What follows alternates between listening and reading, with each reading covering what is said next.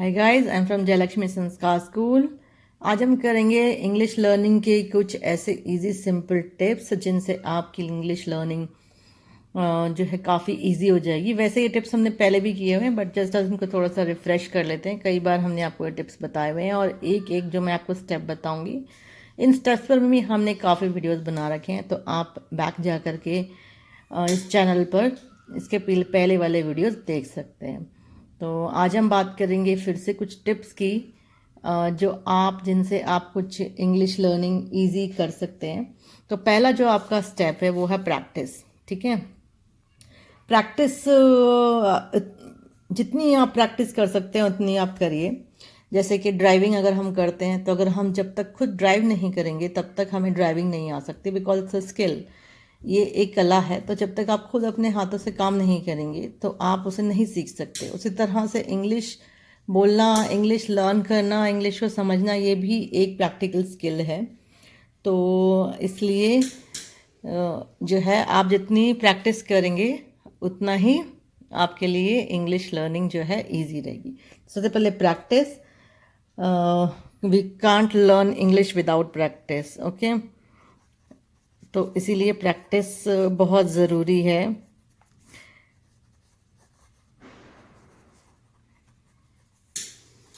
तो इसीलिए आप डेली वीडियोस फॉलो कीजिए। हम लोग काफ़ी इंग्लिश स्पीकिंग पे और इंग्लिश लर्निंग पे बहुत सारे वीडियोस बनाते हैं।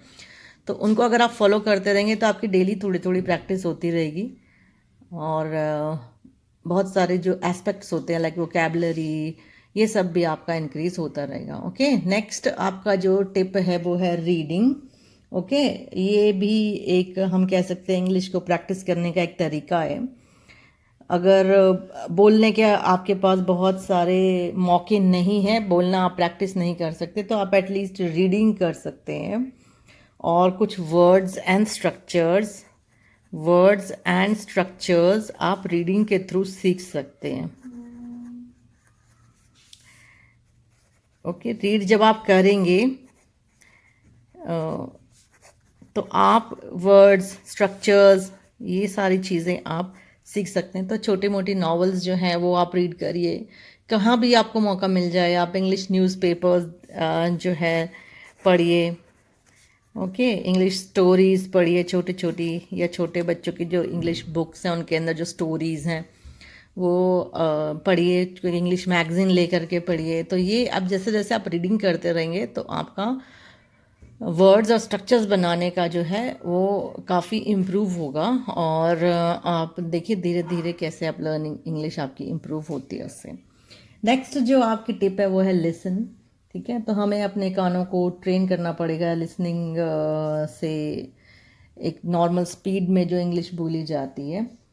अगर आपको कुछ समझ नहीं भी आ रहा है तो भी आप उसे सुनते रहिए, क्योंकि कई बार सुनने से भी लैंग्वेज इम्प्रूव होती है। जैसे छोटा बच्चा जब बोलना शुरू करता है वो पहले सुनना सीखता है और उसी सुने हुए से ही वह लैंग्वेज को पकड़ता है और बोलना सीखता है।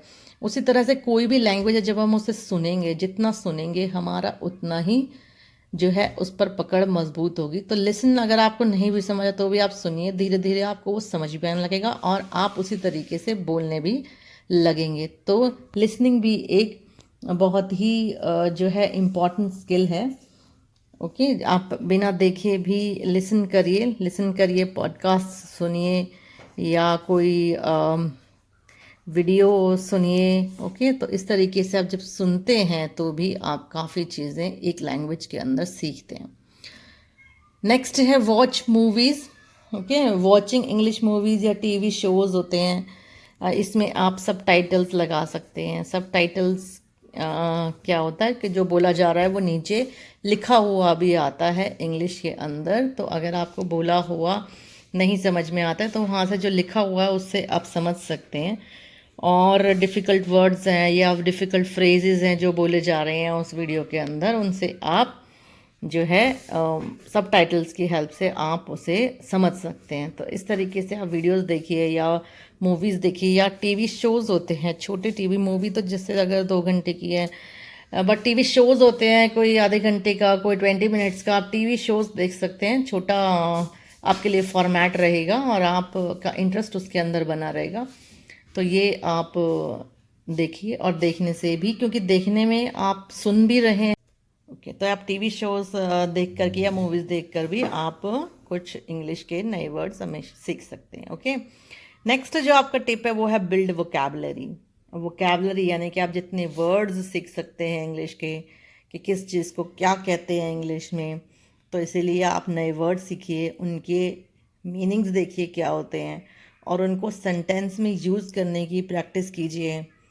कोई वर्ड गेम्स आते हैं इस तरीके के जो आपकी वोकैबलरी को सुधारते हैं। वर्ड गेम्स आते हैं, स्क्रेबल जैसा एक गेम आता है जिसमें आप नए नए वर्ड्स बनाते हैं। कुछ आपके पास अल्फ़ाबेट्स होते हैं, उस अल्फ़ाबेट से आप नए वर्ड बनाते हैं। कुछ वोकैबलरी ऐप्स आप यूज़ कर सकते हैं। यहाँ पर भी हम काफ़ी वोकैबलरी के वीडियोस अपलोड करते हैं, जिनसे अगर आप रेगुलर टच में रहेंगे तो आपकी काफ़ी जो है नए वर्ड्स उनमें से आप सीखेंगे।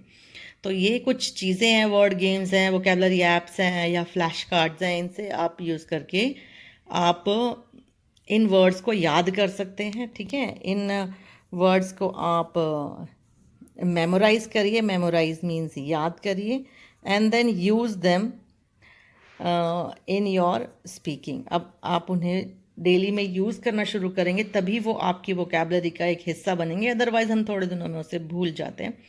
तो क्योंकि वोकैबलरी को लगातार प्रैक्टिस करना ज़रूरी है। तो ऐसे वर्ड गेम्स हैं, ऐप्स हैं, या जहाँ भी आप रीड कर रहे हैं तो भी आप कई नए न्यू वर्ड सीखते हैं, उनके मीनिंग आप डिक्शनरी में देखिए, उन्हें जो है याद करिए और यूज़ करने की कोशिश कीजिए। आप जहाँ आप न्यूज़पेपर में पढ़ेंगे या आप कोई वीडियो देख रहे हैं उसके अंदर आप कोई नया वर्ड सुनेंगे, कोई नया फ्रेज सुनेंगे, उनको आप नोट डाउन करिए और उनके मीनिंग ढूंढिए, आपको मीनिंग नहीं पता है तो, और उनको आप याद करके आप उन्हें यूज़ करिए। जब तक आप उन्हें यूज़ नहीं करेंगे अपने, फिर आप नहीं तो वर्ड्स हमें भूल जाते हैं।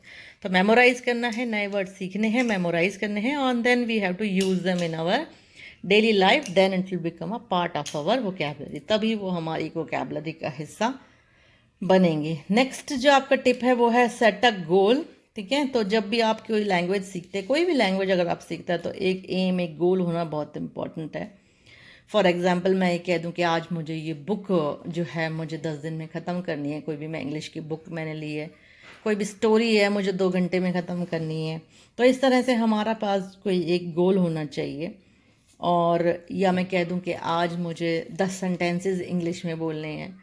ओके, तो we have to set a goal, we have to set a aim. Okay, like finishing a book और अ स्टोरी। ओके, या कन्वर्सेशन करनी है। आज मुझे सपोज इन 10 सेंटेंसेस बोलने हैं, आज मुझे 20 सेंटेंसेस बोलने हैं। धीरे धीरे इस एम को हम बढ़ा सकते हैं। आज 10 बोल रहे हैं, कल 15 कर सकते हैं उसका एम, परसों 20 कर सकते हैं हम उसका एम। तो ऐसे धीरे धीरे आप अपने गोल को बढ़ाते जाइए, आगे करते जाइए और उसे अचीव भी करिए। जो भी हमने अपना गोल बनाया है उसे हमें करना भी है। ठीक है, नेक्स्ट जो टिप है वो मेक मिस्टेक। अब कोई भी लैंग्वेज पढ़ने के लिए मिस्टेक करना भी एक तरीके से मैं कहूँ ज़रूरी, क्योंकि वह एक लर्निंग प्रोसेस का एक हिस्सा है। जब भी हम कोई चीज़ याद करते तो शुरू में हम गलती करते हैं, और उन्हीं गलतियों से मैं कहती हूँ हम बहुत ज़्यादा सीखते हैं। तो उसी से हम बहुत जल्दी सीखेंगे, हमारा कॉन्फिडेंस बढ़ेगा और हम किसी भी लैंग्वेज को बेटर सीख सकते हैं, हम ज़्यादा क्रिएटिव हो सकते हैं। तो इसलिए make mistakes, we should not feel shy. अगर हम गलती कर रहे हैं तो भी हमें घबराना नहीं है, कोई बात नहीं, बोलिए टूटी फूटी ऐसे जैसे जितनी भी आती है उतनी बोलिए, घबराइए नहीं। जब तक आप अपनी बात अगले बंदे तक पहुंचा पा रहे हैं तब तक आप समझिए आपकी लैंग्वेज सही है। ठीक है, तो घबराना नहीं है, अब घबराहट नहीं करनी है, शाय नहीं फील करना है, बोलिए।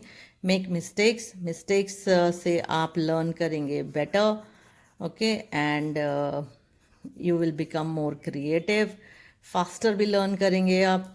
और ऐसे ही बोलते रहिए, और जैसे जैसे आप गलती करते रहेंगे अपनी गलतियों से हम कुछ नया सीखते रहेंगे। तो इसी तरीके से हम इंग्लिश को जो है, बहुत बड़ी लैंग्वेज नहीं है जो हम सीख नहीं सकते। तो ये सभी टिप्स फॉलो करके आप इंग्लिश इजीली और फास्टर सीख सकते हैं। प्रैक्टिस करिए, पढ़िए, सुनिए, मूवीज़ देखिए, वोकैबलरी बढ़ाने की ट्राई कीजिए, लेकिन थोड़ा सा आपको इसके अंदर पुश तो करना पड़ेगा अपने आप को। और थोड़ा सा आपको हेल्प भी ले लीजिए, जैसे वीडियोस हम बना रहे हैं, वोकैबलरी सीखिए और एक गोल बना के डेली के 10 सेंटेंसेस बोलिए, प्रैक्टिस करिए। Okay, and don't feel shy, करते रहिए। और आई होप ये वीडियो आपके लिए हेल्पफुल रही होगी। I hope this will improve your English speaking and English learning. Thank you guys for watching. Please share and subscribe the channel if you like the video. Thank you guys.